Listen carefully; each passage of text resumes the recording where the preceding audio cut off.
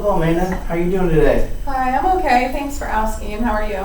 I'm doing well. So what brought you in here today? Well, it wasn't my choice to come here. No offense to you, but my husband's kind of making me come here. So. Okay, what? Your husband's making you come here? Why? Well, he thinks I drink too much. That's kind of the bottom line. He thinks I drink too much. He, has been talking to me for a while about coming here. He comes home from work and he sees me, taking a nap or, sleeping and things like that after I've had some wine. So he thinks that that's problematic. He thinks that, I'm drinking too much. He thinks I can't quit drinking. I don't really agree with him. I feel like I could quit drinking, but I don't really want to quit drinking right now. I like the way it makes me feel, so. So what I hear you saying is that you don't think you have a problem? I know he thinks I have a problem, I think that I don't really have a problem with that. I think that I drink a lot, a lot more than I used to. So. Okay, so how much are you drinking? Well, it started with just wine. My husband, about a year ago, took a different job. So we've been together for a while. And, his old job, we had a great life together. We would always go out and do things. About a year ago, he took this job, and he and I discussed it. We knew it's a lot more money, so, but we discussed that it would be a lot more time away from me, and it was, it came to the point where, I was hardly seeing him at all. So I started drinking wine during the day, I would mostly drink it at night, and then I started drinking it during the day. But to be honest with you, there's days where I'll just, I'll drink straight alcohol. Like I'll just drink vodka straight out of the bottle, just because I'm lonely. I don't like being home by myself all the time. I never get to talk to him anymore. He doesn't want me to work or anything like that. So I just sit at home and drink. And I don't know. Like I said, I don't really want to quit drinking. So have you talked to him about you being lonely? I don't know. You probably just feel like I'm nagging at him or something. No, I haven't really spoke to him about it. I think that he sees it just as a problem that I'm drinking. He doesn't see that, I'm bored, I'm lonely, he doesn't see any of those things. Okay, how do you know that if you haven't talked to him about it? Well, that's a good point. I guess I'm assuming that he would feel that way.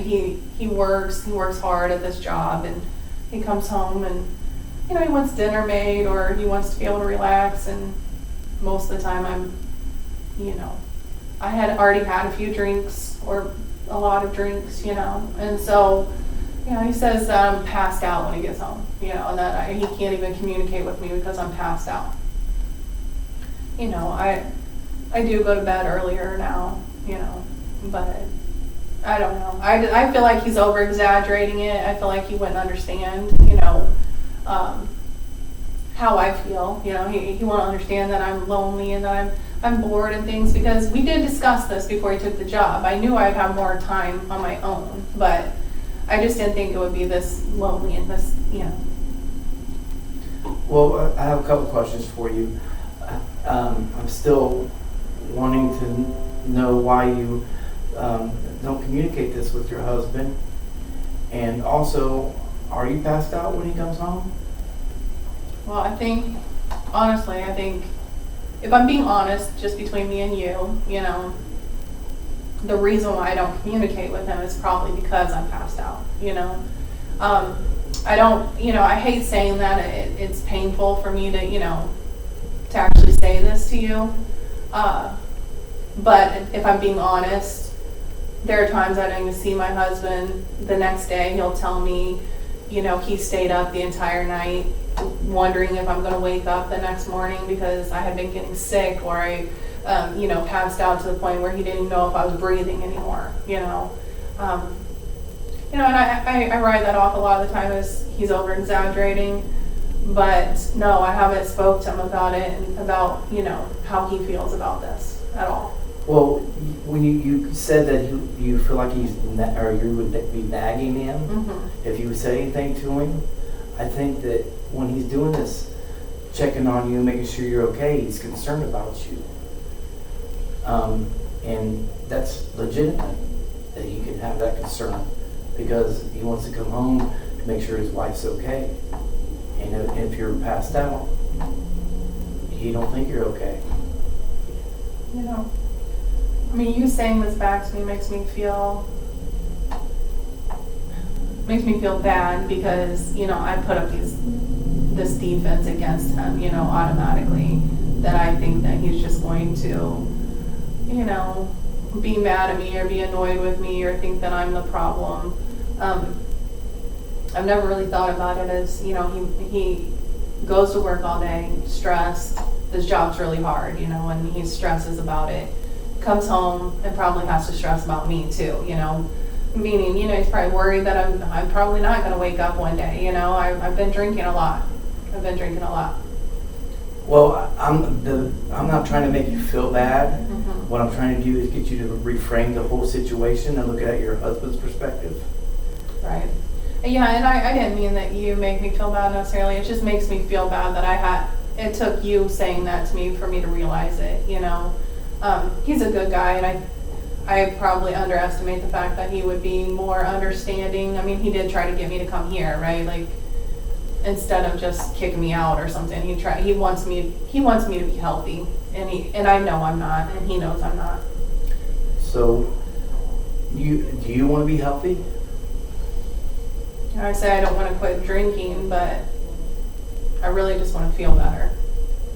Okay, so I think what I get is that the way you're going to feel better is if you talk to and communicate with your husband about you being lonely, because I think that's the big issue right here, is that you're lonely and you revert to drinking instead of communicating to your husband about your loneliness. Right. Do you think that there's maybe some time that he could come in here with me and you could, talk to both of us and help? I just don't know how to communicate that to him. Sure. I'm willing to have him come in here and with you, but no, you're still my client. Mm-hmm. And I want you to know that before he comes, that you still are my client. I like that, and I feel like that gives me like an ally in this, not that I'm against my husband, just somebody here to support me and hear how I'm feeling about this, and I appreciate that. I just maybe think that if you were present, then I would feel more comfortable communicating some of this to him. But also, you need to also be open-minded about what he has to say too. You're right, I do. And I'm willing to do that. Okay. After we've discussed this a little bit, do you think you have a problem now?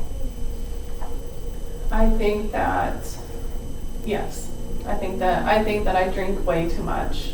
I think that I'm not healthy mentally or physically. And yeah, I think I need some help. Okay. I know that, have you ever heard of the 12-step program? Like AA and stuff like that? Yes, exactly like that. I've heard of it. I've never been to anything like that before.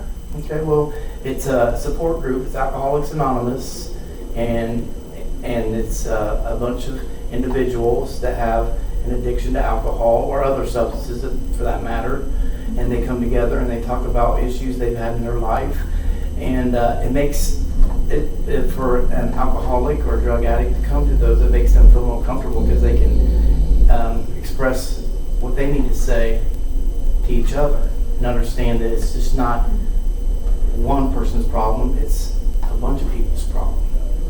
And make you feel like it's more normal than, right now I feel very alone. Like I feel stupid that this is my problem, So I think that might be helpful, it's for me to be around people that might feel the same way that I'm feeling. I had this girl I used to work with. She was in recovery, and she would go to those meetings, you know, locally around where we live and stuff. And thinking maybe I'll call her and see if, you know, I can tag along with her to one of her meetings and see what it's all about. You know, if I was with a friend, you know, maybe it would make me feel more comfortable about going, and she'd probably know the people there and stuff. So I don't know. I think that that's a good idea. I think I might try that. Well, I think you should give her a call and go to a meeting with her, because I think that you being around other people that have the same issues you have would help you through this problem. Yeah, I think instead of just keep going like I'm going, it's not. Nothing's going to change and nothing's going to get better. And I think that you're right. I think I need to talk to him. I need to talk to my husband. He does care about me, you know. Of course he does. And I need to maybe get around some people that are trying to make changes, you know, and see how they do it, you know, and maybe give me some ideas on how I can go about doing this. Okay. So whenever you go home, ask your husband to come up here with you the next time you come, which will be next week. Okay. I'm sure we have another session next week. And if he's wanting to do that, we can sit down and we can talk about how you're feeling. And also, we need to be open-minded about how he's feeling too. Okay. Yeah, I can see that. Yeah. He's probably feeling pretty bad about all this, so you're right. Well, I'm sure he is, because he is concerned about you, because he would have you come up here and see us. Right. Yeah, he did push for this, and I was very resistant, but you know, I'm really glad that I did. I'm glad that I came and talked to you. I feel like I have a lot of work to do, but I feel like you're helping me find, you know, some answers to some of this that I've just been, you know, trying to ignore and trying to forget about. So Being in addiction, it is hard for us to realize these things when we do need to talk to people. And whenever you come in here, that's what we're going to do. We're going to try to find some answers for you and some solutions for you. Okay, I like that. I'm really glad I came. Okay, I'll see you next week. Okay, thank you. Thank you. All right.